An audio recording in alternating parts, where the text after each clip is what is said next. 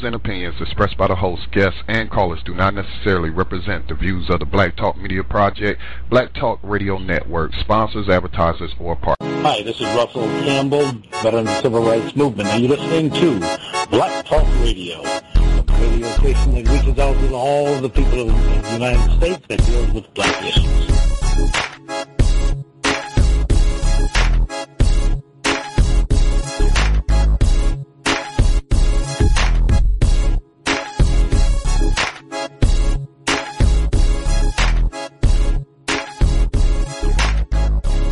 Welcome James Mooney of Law Enforcement Against Prohibition and the Oklahoma Native American Church back to the program. Thank you for joining us again, James.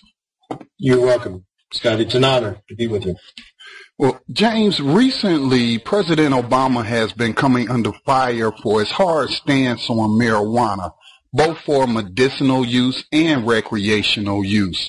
Now, out of the Republicans left with Newt Gingrich announcing the end to his campaign and Santorum dropping out about a week ago, the only GOP left in the nominating contest is Ron Paul, who supports drug legalization. Now, recently, Dr. Jill Stein, who is seeking a Green Party nomination, issued a statement in which she noted that the DEA has placed marijuana in the most dangerous category of drugs, Schedule 1, along with heroin and LSD. Now, she said if she was to become president, she would direct the DEA to remove marijuana from Schedule 1 and place it in a more appropriate category as determined by medical science. Now, according to Stein, President Obama promised to use a science-based approach to public policy, but when it comes to marijuana, he has continued the unscientific policies of George Bush and has even gone far beyond Bush in his attacks upon medical marijuana clinics. Is in your opinion, the Obama administration wrong to continue to list marijuana as a dangerous drug? You know, I have a difficult time understanding the politics that surround the war on drugs. I have a very, very difficult time understanding the political aspects, or maybe in some ways I do understand. I know at this present time that the war on drugs is financing, or as much as $3 or $4 billion goes to people's jobs in the judicial system, as it is right now. And if they eliminate the war on drugs, 70% of all the judges, all the law enforcement officials, all of the people that have anything to do with the Department of Corrections, 70% of their income would go away immediately upon the legalization or the end of the prohibition of prohibition on drugs. And so, you know, what does a person in President Obama's position do when right now the major concern for our entire nation is about jobs? And then you end the war on drugs, and you eliminate 70% of all the jobs to do with the judicial system.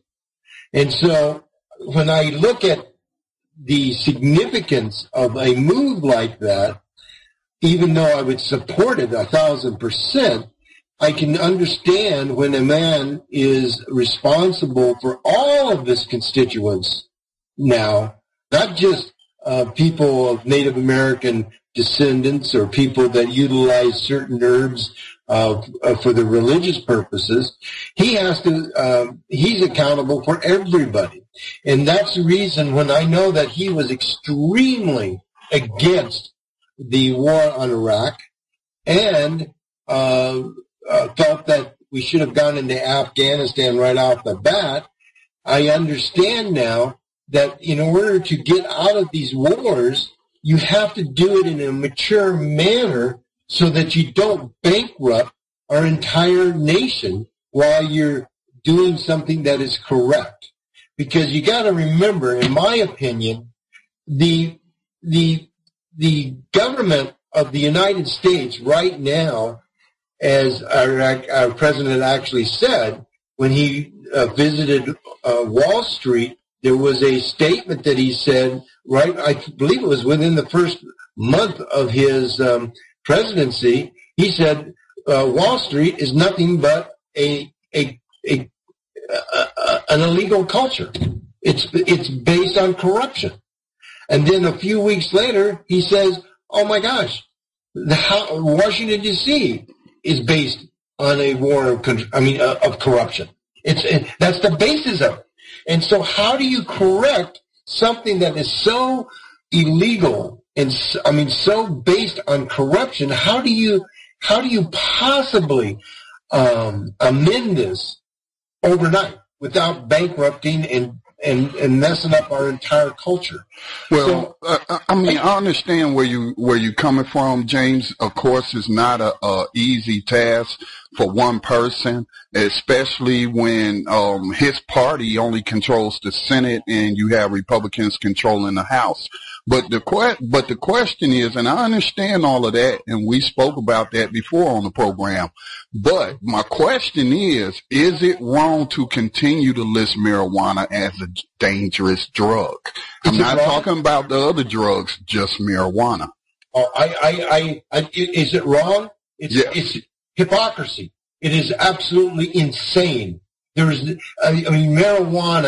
The problem with marijuana isn't just because people are smoking marijuana. Matter of fact, that's not the problem that people are facing. The problem about marijuana and cannabis, it is probably close to 20 different industries. 20 different industries. In other words, if they legalize marijuana, it actually is probably will overtake the plastic industry because you can make plastic out of cannabis. It eliminates it adds to the, cannabis makes better cloth than cotton does. Mm-hmm. And so the real reason for the law that came on cannabis back in the 20s was to suppress competition to the oil industry, to suppress the chemical industry, or so that so cannabis couldn't be used, because cannabis right now, as I understand it, and I'm not a believer, I don't even use cannabis, okay? But the thing is I do know facts. And the fact is that the law, in my mind, on cannabis and the war on drugs was to suppress competition for these other industries, such as the chemical industry, because cannabis makes best paper, but it doesn't need a bunch of chemicals to break down the fibers because it has it within itself. When cannabis is planted and utilized for biofuel, it does 10 times yield than corn does that is being utilized in Brazil. So you're dealing with a multitude of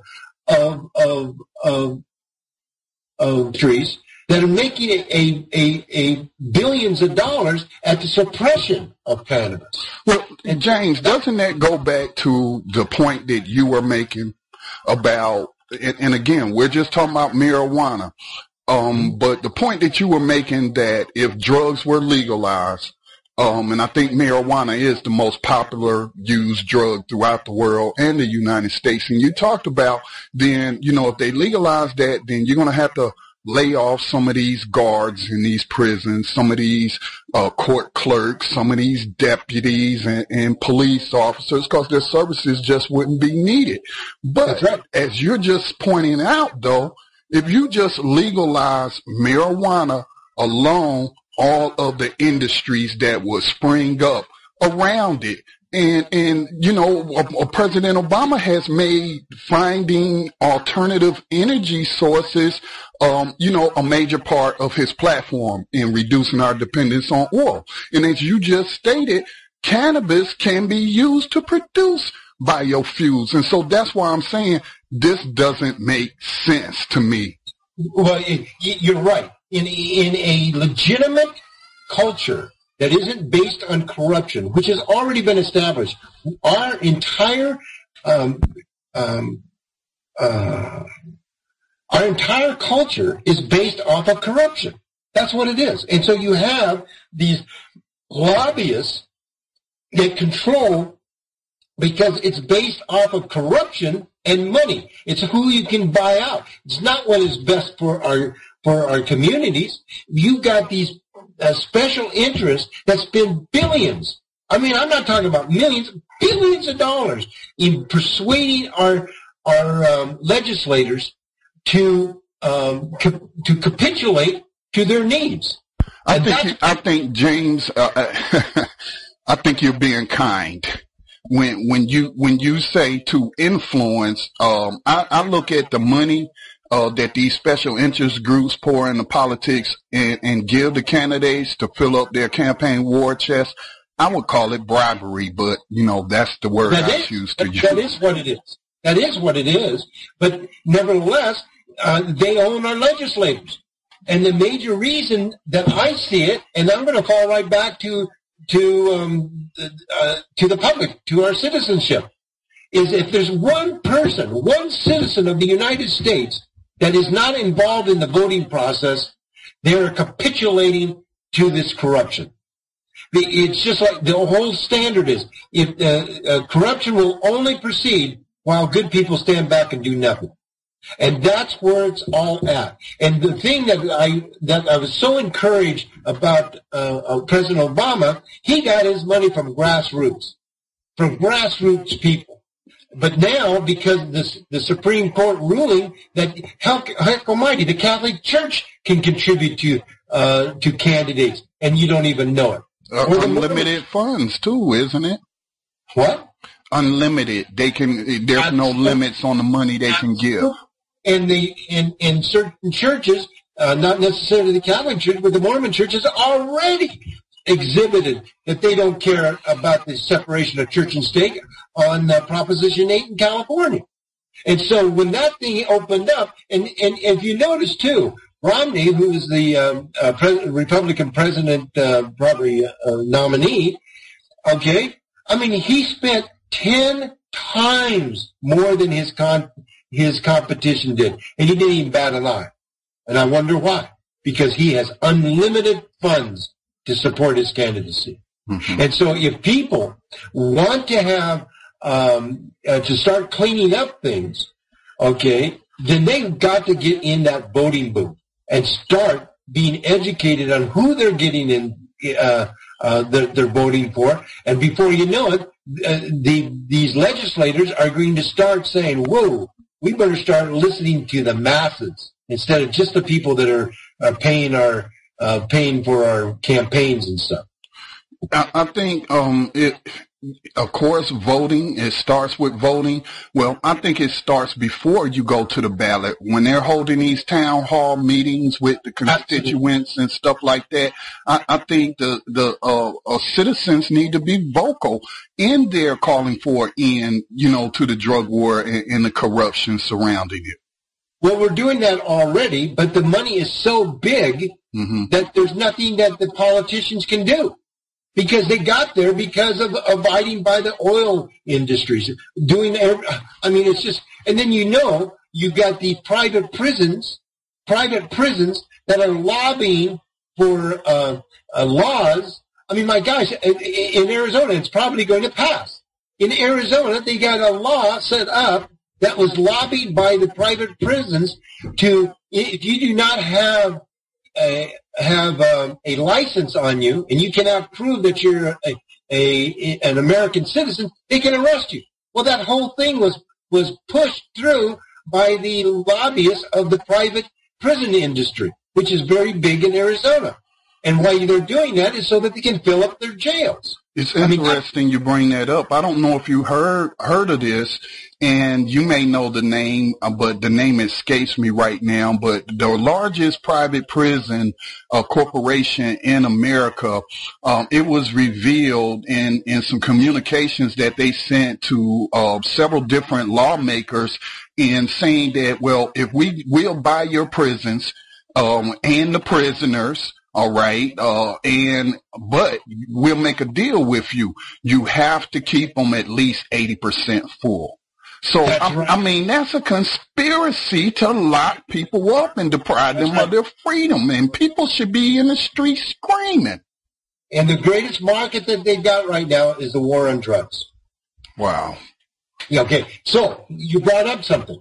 There is one way that marijuana can truly be protected by the law. By the law. Because it's under the First Amendment.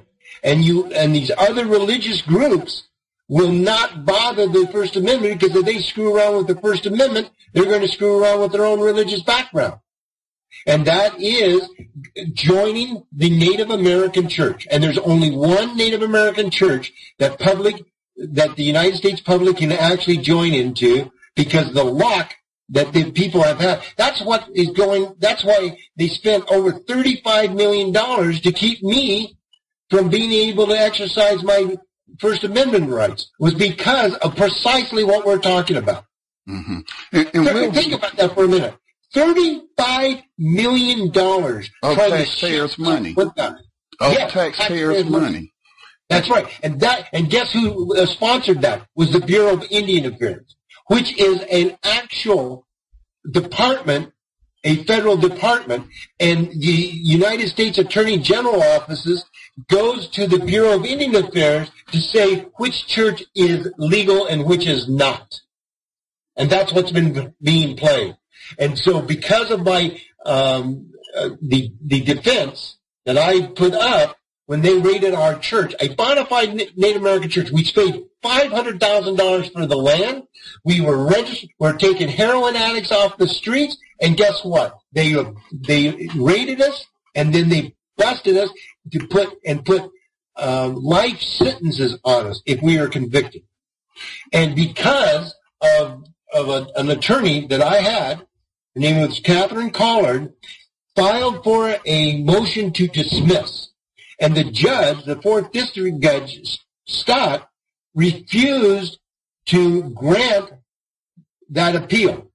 But and the reason he did it was because he had to negate that ruling, or he had to go along with denying the ruling, because of the political pressures were so big on him that he okayed and instigated us to go to the Utah Supreme Court with his blessing. So then you had the Utah Supreme Court making that decision where it wouldn't fall on him, which would have been just devastating to his career. As it was, he had to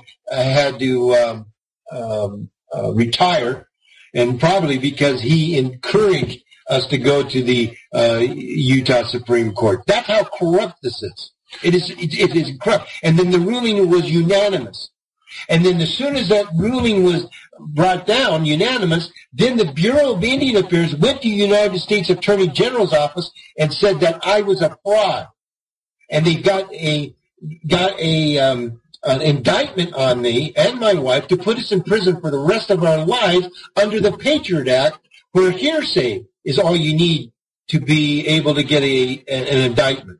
And then when my attorneys, federal attorneys, did a research work on who I was, and they found out that the United States DEA agents lied in a federal court hearing so that they would substantiate the indictments against us. They found out now that the state of Utah actually lied. The attorney general lied to the U.S. attorneys to get some type of indictment. And when my attorneys found that out 6 months later, they took that information, went to the U.S. attorneys, prosecuting attorneys, and both sets of attorneys, prosecuting and defense attorneys, federal, went to the judge and said, we got to have this dropped before the evidential hearing, because if this information comes up in part of court records, our entire judicial system is going to go through hell. And so they dropped the charges. And that was the first time that they told me, the first time in the history of our nation's judicial system that indictments that is so strong as what were laid upon us were dropped before an evidential hearing. That's how corrupt the war on drugs has made our entire judicial system. You know, you mentioned them using the Patriot Act against you, and, you know, there were civil libertarians out there and civil rights activists that were warning us how the Patriot Act was going to be misused. And I certainly think that to use laws that were enacted after 9/11 to target terrorists was used against you. I mean, that's vindication of what the civil libertarians have been saying all along. I do want to get more into some of the specifics of the case and your organization and the AP card, but I need to take a station identification break first, and then we'll come back. And I have some other questions I want to ask before we get into the more specifics of the case. You're listening to Black Talk Radio News with Scotty Reed. This program airs every Monday through Friday at 10 o'clock p.m. Eastern Time. We are also part of the New Vibe Radio Network, and you can listen to this program on their network at newviberadio.com. We'll be right back.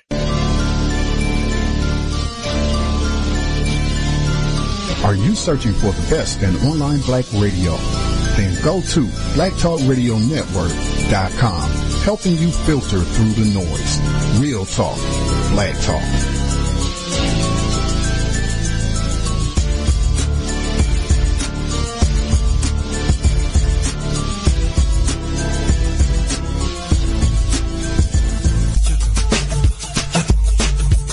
Graphics and audio services. Vast prices, vast production, vast prices, vast production. BP Graphics and Audio Services for the best in graphic design and custom audio creations. Make your next project shine on a professional level with BP. Brilliant people creating beautiful presentations to help your business prosper and increase your bargaining power, resulting in bigger paychecks. Vast prices, vast production. Call us now. 937-736-0096. BP Graphics and Audio Services. And we're back. You're listening to Black Talk Radio News with Scotty Reed. It is LEAP Day on the Black Talk Radio Network. LEAP stands for Law Enforcement Against Prohibition, and you can visit their website at leap.cc or www.copsaylegalizedrugs.com. And our guest tonight joining us via LEAP is Mr. James Mooney, who is also a representative of the Oklahoma Native American Church. Now, the next question, again, speaking to the Obama administration, and I just want to stay on marijuana because it's been in the news a lot here lately, but there's a woman by the name of Wanda James, and she's a Navy veteran, an entrepreneur, a longtime Democratic strategist, and she's actually a former member of Obama's National Finance Committee. But she's also a marijuana legalization advocate.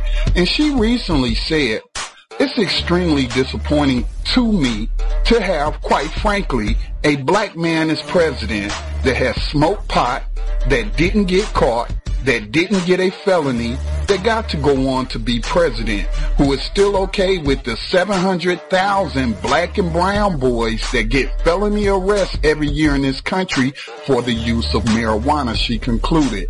I have a real issue with that. Is she right in her assessment, in your opinion, James, of the president's hypocrisy or lack of empathy for these targets of the drug war? Well, again, I'm going to have to say, you could actually assume both of those things, but I have a little bit more understanding because I understand the political and the financial things that are supporting the war on drugs. And am I disappointed? Absolutely. But do I have a lot of anger and disappointment in our president? No, I don't. But I do, because I understand what he's dealing with.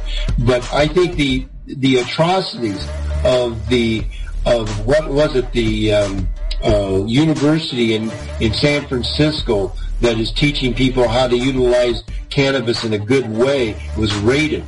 And I mean, that's just an atrocity. Having medical marijuana dispensaries raided that are set up to help people. I mean, it's almost unforgivable.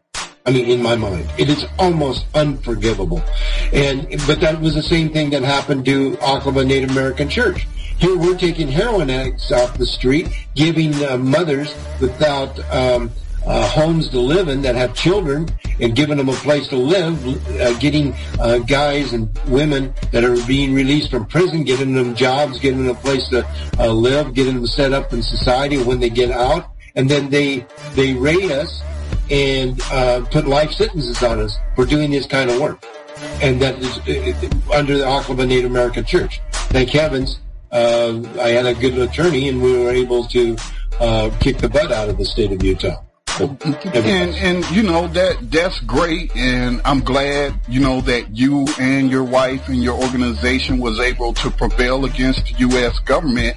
But in the black community and Latino community, I mean, 700,000 people a year getting felony arrests just for marijuana, when we have a president that has used marijuana and even said that he inhaled it frequently. That was the point.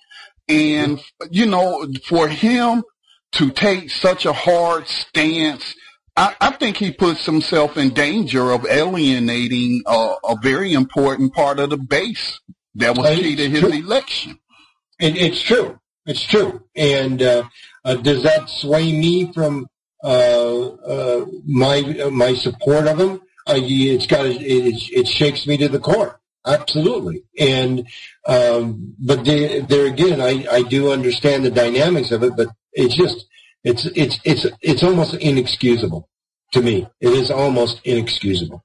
Now, he recently attended the Summit of America's, President Obama, that is, where at least six Latin American countries indicated that it is time to end the drug war due to the level of related violence seen in their countries. He was then asked about this during a recent interview with Rolling Stone, where the president said, "I think it is entirely legitimate to have a conversation about whether the laws in place are ones that are doing more harm than good in certain places. Personally, and my administration's position is that legalization is not the answer."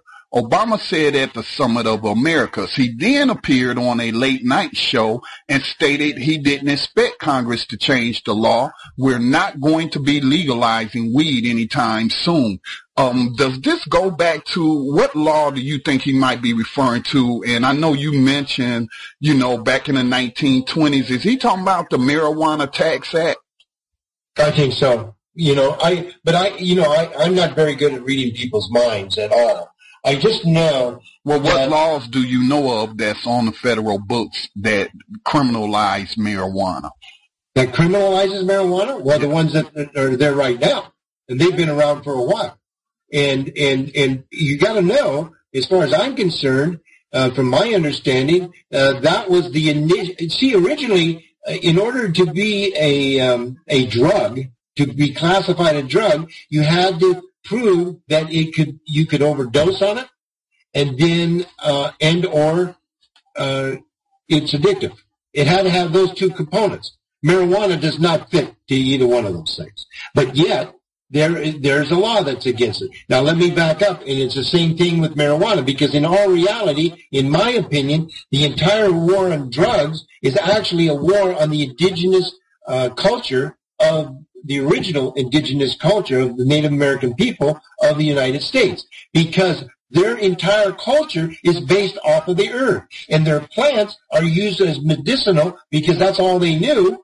And so when the Bureau of Indian Affairs in 1918 failed to outlaw the entire culture, then we incorporated the Native American culture underneath the Native American Church in 1918, right after they failed at making a law against us.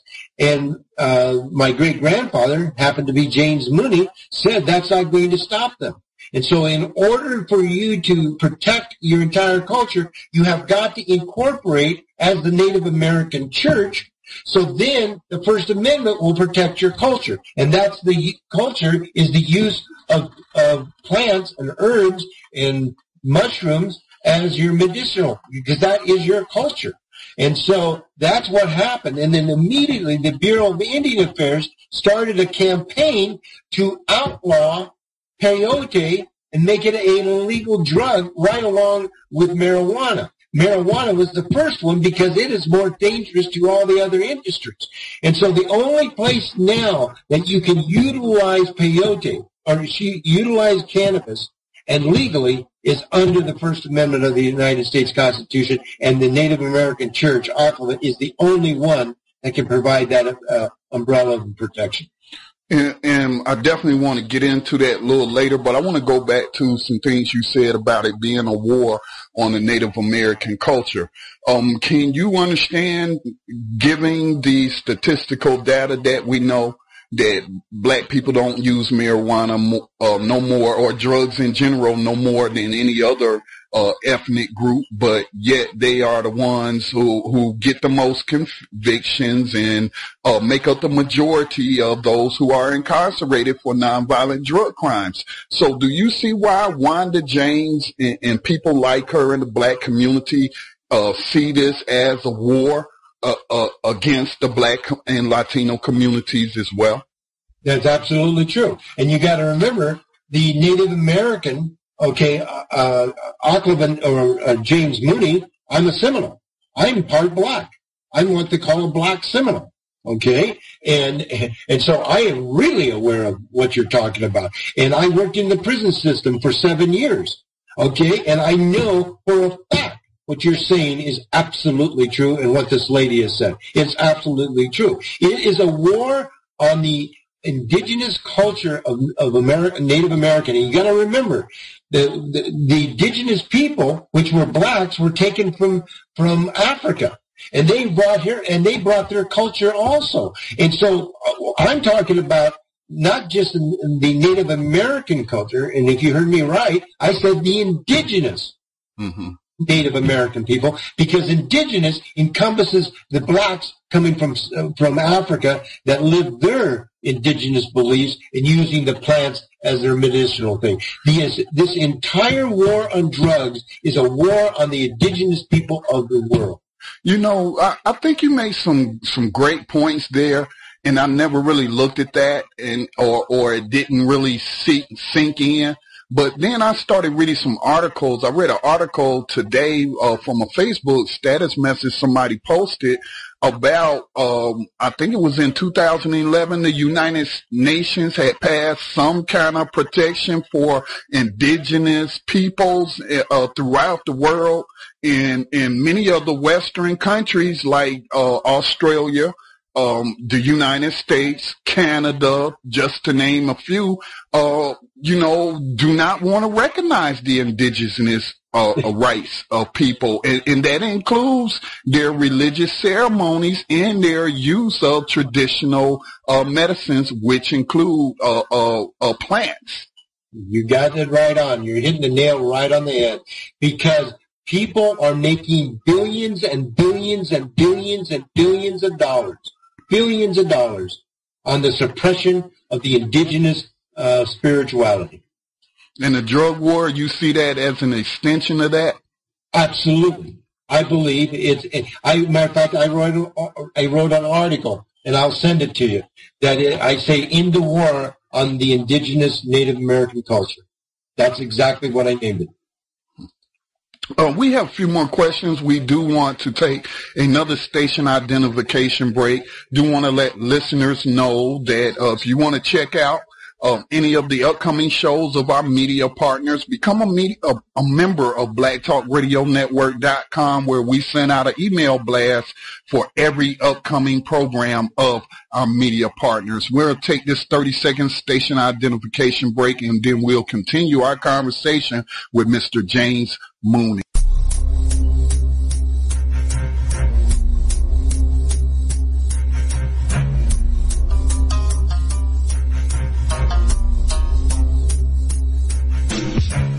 You are tuned in to the Black Talk Radio Network. And We are back and we continue our conversation with Mr. James Mooney. Now, speaking of LEAP, in a post by Law Enforcement Against Prohibition on its website, its executive director, Neil Franklin, put the administration on blast over its federal drug control budget that came out in April. And Mr. Franklin says, since taking office, President Obama has repeatedly said things like, we have to think more about drugs as a public health problem, which requires shifting resources. The president sure does talk a good game about treating drugs as a health issue, but so far it's just that, talk, said Neil Franklin. He goes on to say, instead of continuing to fund the same old drug war approaches that are proven not to work, the president needs to put his money where his mouth is. Do you agree that the president's rhetoric does not match his action in treating this as a health issue? I hate saying this, but yes, I have to agree with it. You know, I was just reading another article that was related to Colombia. The defense, I was about to say the defense minister, but the Secretary of Defense, Leon Panetta, recently held a press conference, and they were holding Colombia up as a model country for eliminating drug trafficking. And for the listeners that don't know, I think we pour billions of dollars of taxpayers' dollars into that country. And I found it interesting that at the end of the statement that he put out is that he then announced we were going to be sending them or making available for sale to them 6 brand new Black Hawk helicopters. And then, so I started thinking, oh, okay, so it's not just the prison industry, it's not just these chemical industry and drug manufacturers that want to keep things illegal, but then you got the military-industrial complex benefiting from the drug war as well. Right on. That's exactly it. You got it right on the money. Now, speaking of the laws, and you touched on this earlier, your church organization recently won a landmark case against the U.S. government and are suing or plan to sue for compensation for a marijuana shipment used for religious purposes, which was seized and destroyed by the federal government. Can you recap that for us? Yes, that is absolutely true. It's the Aklaba Native American Church of Hawaii. And they had a shipment of cannabis, I believe it was a pound or $7,000 worth of cannabis coming in from California, and it was confiscated out of the mails. And our church immediately filed a federal injunction. And the federal injunction was dismissed after the federal government said, we have no plans and nor will we raid any more of your cannabis out of the mail, and nor is anybody going to be prosecuted because we're not doing it. So they dropped the injunction because what the legal term is, there's no rightness. In other words, there's no reason to have the injunction because the federal government has already made a statement that they're not going to raid you, nor are they going to take any more of your sacrament out of the United States mail. And what was very upsetting to the United States government, the judge says, do you want to sue the government for stealing your cannabis out of the mail? And so that really upset them. And so they had a hearing, and the hearing was ruled against Aklaba Native American Church because they had destroyed the cannabis, and so there was no way for the government to return the cannabis, and so that omitted the request of Aklaba Native American Church of Hawaii.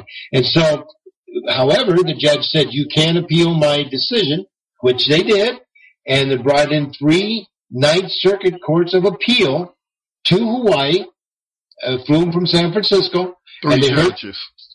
3 justices, and unanimously they ruled, and now the United States has to be heard on how much money they're going to have to pay Aklaba Native American Church of Hawaii for taking their cannabis out of the mails. Now, considering the stance the U.S. government has been forced to take in this case, recognizing that Native Americans have a right to use natural herbs in religious ceremonies, now how can they then keep classifying marijuana as a dangerous substance? It makes no rational sense. The only rational sense that there is simply the money that is supporting the war on drugs. And because they know if they let up, they let up and cannabis becomes legal, then it puts all these industries in jeopardy. Every one of them. So the only way we can break this bind is to provide safety for people that are wanting to be healed with cannabis. I mean, cannabis is a wonderful medicinal herb. There's no two ways about it. And the only way they can do it is by belonging to Oklahoma Native American Church. It's the only way. And tell this other, because they cannot fight the First Amendment. They will not fight because that'll undermine the Catholics, the Mormons, the Jews. And they're not about to undermine their religious principles. But it's been okay because the Native American Church are just heathens, you see. You know, it also, I did an interview yesterday with New Jersey weed man Ed Fortune, and he will be going up against the state of New Jersey on May 1st, and he plans to use jury nullification as his defense in stating to the jurors that you don't have to convict someone if the law is wrong. And he brought up a very interesting point, James, and I thought I would bounce it off of you. Now, New Jersey in 2010 recently legalized marijuana for medicinal purposes. But then at the same time, they still have a law on the book that says, of which Mr. Fortune was charged, that marijuana has no medical benefit. So I'm like, well, how can you have two laws on the book that's in direct contradiction to each other? So you think he is bringing up a valid point? Yeah, he's bringing up a valid point, but he's going to lose. You think so? Yeah, I know so. Well, you know, the miracles do happen, and but like I said, the only argument that people have to keep themselves from being violated by government agencies concerning cannabis is through the Oklahoma Native American Church. There's no other way, and that's the reason that when they want to raid a church, an Oklahoma Native American church, when they go into a judge to submit the warrant, they will not tell the judge that it's a Native American church. They will forego that because they know if they tell the judge that they plan on raiding a Native American church, his immediate response by law says, prove a compelling interest standard to me, which is smoking marijuana doesn't even get on the table of being a federal compelling interest standard. It doesn't even begin to start there. The only way a person can violate a church or its members is the government has to prove a compelling interest standard. And if they cannot prove that, then they cannot pierce the protective veil that surrounds a Native American or any church for that matter. Well, I think it's important to note that he's not facing federal charges. These are all state charges. It doesn't make any difference. Well, the freedom of religion, the First Amendment goes across all states. They cannot fight them.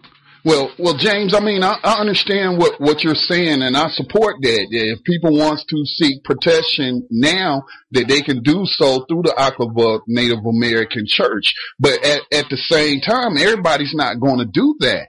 And, you know, for various reasons. But still, though, I think he has a legitimate case, whether he wins or not. He's putting his life on the line because he could plead. He could plead out. But he's not going to do that. He's taking a principled stand just like you and your wife did. And I think it'll be interesting to see, well, how can the state of New Jersey in one law say marijuana has medicinal value and then in another law says that it does not? The two cannot stand. And you're right. You're right. You're absolutely right. And he is right. And the only way that I know of, okay, that he could possibly prevail, if he's in front of a judge that has some real backbone. Well, he's not. He's not. So let me just inform you a little bit about the case, because this is a very interesting case. He is going to use jury nullification, which is a constitutional right of every citizen who sits on a jury. They do not have to convict people if they think the law is wrong. They could just simply vote not guilty, and they don't have to give a reason. They don't have to make a statement. All they have to do is vote not guilty. And, it may be too late for him to start widely publicizing this little known right, because most citizens believe that they have a duty to convict their fellow citizens, and they cannot call these unjust laws into question. But through jury nullification, they can. And the New Jersey Constitution, as he pointed out, also allows for the truth to be entered as evidence. And so getting back to what you were saying about the judge has tried everything in his power, even made public statements to the press that he was not going to allow Mr. Fortune to first defend himself, which is his constitutional right, but then the judge was forced to reinstate him, then saying, well, he can't use his medical history because he is actually a resident of California, has a doctor's, was a legal, card carrying medical marijuana patient. He was just visiting New Jersey at the time when his medical marijuana was seized. And so this judge has tried everything to prevent him from even bringing in his medical history as evidence, but had to rule in his favor in some of these pre-trial hearings on what can be introduced as evidence and what cannot. So he has had some legal victories, in small ones, mind you, but in spite of this judge. Yeah. Well, my prayers are with him, and but from my experience of being a law enforcement officer and busted more people than anybody else did in my 7 years, with all the other undercover agents put together, I might add. From my experience, I don't think he's got a chance. But that's just my experience. He says all he needs is one juror. And then that's a possibility. Absolutely. If he is persuasive enough to let these people know, and that jury rules for, that is a very strong possibility. That's a whole different. I thought it was just totally onto the judge. No, it's a jury trial. Oh, fantastic. Then there's a possibility he may prevail. Now, considering the number of lawsuits pertaining to state rights that the Obama administration is currently litigating in federal courts, such as the National Healthcare Reform legislation, and right now the Arizona state immigration, and you mentioned Arizona earlier, with the prison industry writing some of their legislation. But I'm wondering, James, why the federal government has not tried, and maybe you are aware of cases, but I have not heard of the federal government trying to take any of these states like California, Colorado to court that have legalized medicinal marijuana. And, I'm going to speculate here. I happen to think that has something to do with the fact that they probably cannot successfully argue that marijuana is dangerous and has no medicinal benefits. There may be something else that's in the realm. What's that? And that is the Obama administration wants the states to prevail. Okay. And the thing, you and I have a hard time because we don't have the responsibilities of a president of the United States. I mean, I have to tell you, I was very upset with President Bush, but I got to say to you, towards the end of his administration, I started respect and honoring him. I think he's a good man, and I think Obama's a good man. But as Obama stated, right up, we're dealing with a culture of corruption, and you cannot throw all the criminals away when it's the entire legislation and the entire Wall Street conglomerate that are corrupt. You throw them all in jail, and what happens? The whole country goes to pot. I wish that could happen. Well, some say it's headed that way anyway. Well, could be, but I pray that it isn't. And I pray, I love my country. I love the Constitution. And that if there's anything that I'm so disappointed about our judicial system is that I have fellow law enforcement officers that ignore the solemn oath that they took when they put that badge on their chest. I tell you one thing, when I put that badge on my chest, I took that seriously. And every Vietnam vet, every veteran that comes back from war, they put their lives on the line for that Constitution. And to have these financial do-gooders or whatever it is that are just making a mess of our Constitution, it's very upsetting to me. Now, in closing, we've talked to you before about the Oklahoma Native American Church Authorized Participant Card, and you suggested during this program that if a person obtains this card, they can find some relief from the oppressive drug laws concerning herbs from the earth, such as marijuana. Explain to us again how that works. Well, the Native American Church in 1876, or let me say the American Native culture in 1876, the argument of what the American Native culture was, and which it is totally integrated with the earth. It's just totally everything to the Native American culture and to all indigenous cultures. Their actual spirituality is intertwined with the earth. Well, in 1876, the House of Representatives argued this issue, and then the Senate argued this issue, and then the President of the United States, at that time it was Grant, signed into law underneath the Dawes Act pertaining to the Rosebud Reservation that the American Native culture, in essence, is an earth-based healing religion. And so in 1918, when the Bureau of Indian Affairs attempted to outlaw the culture by outlawing its ceremonies, which is how the culture keeps itself going, is through its ceremonies, and they failed because people started to object to the Bureau of Indian Affairs sponsoring and initiating the murdering of medicine people on the tribe. The last condoned federally murders on American Native people happened in December the 30th, 1890. December the 30th is known as the Wounded Knee Massacre. And after that, because the massacre was so hideous, the United States civilization or culture and its citizenship rose up and said, what are we doing? We can't do this. I do not want us to be sponsoring the murdering of this culture. So in 1918 that happened. So the murders actually stopped at that particular time. But up until then, the United States government's policy was basically, quoting Sherman, General Sherman, the only good Indian is a dead Indian, because they had bounties on heads. For a Seminole was $500 or $200. Now this is in 1800, so you know how bad they wanted a Seminole. And in Utah, the Paiutes and the Utes, it was $2 gold pieces. Okay, but that stopped in 1918.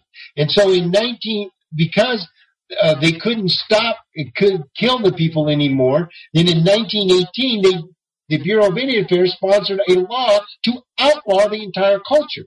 And then my great-grandfather argued in front of the House of Representatives and eventually killed that bill. But he says that's not going to stop him. So he went to the Native American medicine people in Oklahoma and said, you have to incorporate your culture under as a Native American church so it can be protected under the First Amendment.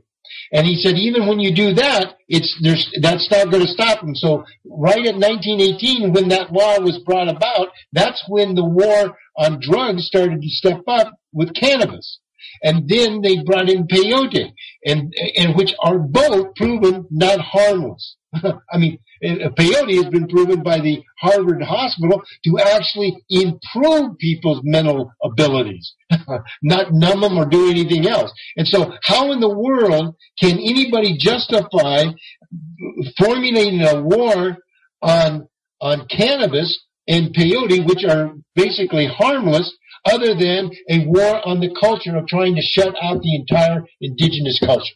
And so since 1918, when we became incorporated, then the Bureau of Indian Affairs has sponsored a campaign to say that the Native American Church is only for federally recognized Native American people, which means reservation people where they were killing and can have better abilities to suppress their rights because they're sovereign nations and doesn't fall under the First Amendment of the United States Constitution. And so when my great-grandfather got the Native American people to incorporate their culture, then the Bureau of Indian Affairs went after him and almost got him fired. And they just kept him from working with Indians anymore. But that's where it all started. I believe unequivocally that the war on drugs is actually a war on the indigenous people of the world.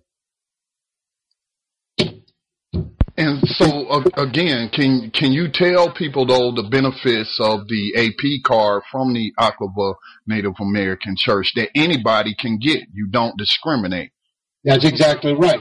And you get an AP card, you are a member of Aqaba Native American Church, and you have that protection under the First Amendment, pure and simple. And they may go ahead and arrest you, they may go ahead and do something, but this is what you do.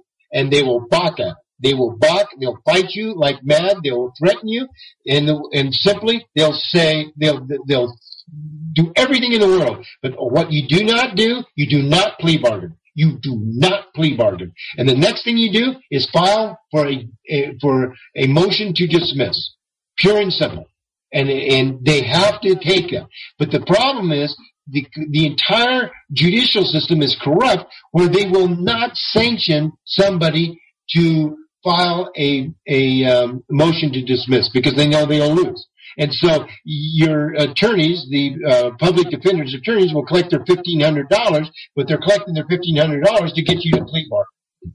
But they will not file a motion to dismiss. So, I mean, what if I'm an AP card holder and I get stopped and arrested for, let's say, possession of marijuana? What do I do? I mean, do I call? Stop. The first thing when you're stopped, okay, the first thing you do when they come up to your car, you show them that you're a member of the Aqaba Native American Church. That puts them in notice. And by law, if they violate you, that's called violation under the color of law. Do you hear what I'm saying? Yes. It's called under the color of law. And so what you do, just a second, I'll actually read the law that actually protects you. How come I can't find it? Where's my notes? Oh, there it is. Okay. So, this is what it says. Once you show that officer or anybody, okay, you have put them on notice. And if they continue to violate your First Amendment rights, okay, they are violating Title 18 U.S.C. Section 242, called deprivation of rights under color of law. This statute makes it a crime for any person acting under color of law statute, ordinance, regulation, or custom to willfully deprive or cause to be deprived from any person those rights, privileges, or immunities secured or protected by the Constitution and the laws of the United States.